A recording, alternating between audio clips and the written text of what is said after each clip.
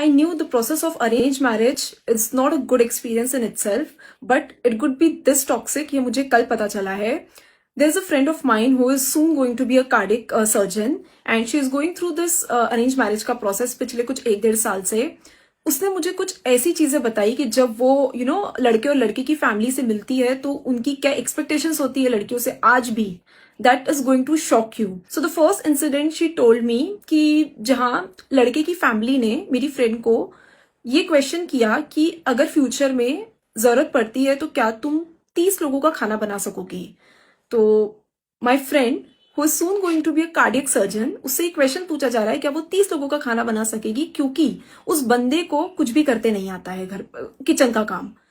Yes, it's a sad reality कि आज भी इस तरह की एक्सपेक्टेशंस हैं वर्किंग वुमेन से. एंड मेरे इस पर 4 पॉइंट्स हैं. एंड फोर्थ पॉइंट सबसे इंपॉर्टेंट है जो इंडियन इन लॉज समझ नहीं पाते. वाइफ अगर खुद भी वर्किंग है तो खाने की ड्यूटीज का जो मैनेजमेंट है वो हस्बैंड और वाइफ को मिलके देखना होगा. रोल्स फिर भी डिवाइड कर सकते हो बट एक दूसरे के अग्रीमेंट से.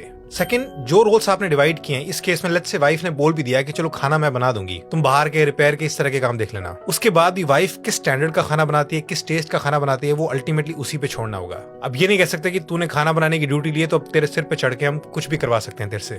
थर्ड, अब आते हैं गेस्ट पे. 30 लोगों का खाना वाइफ से बनवाना है, ऐसा क्यों है?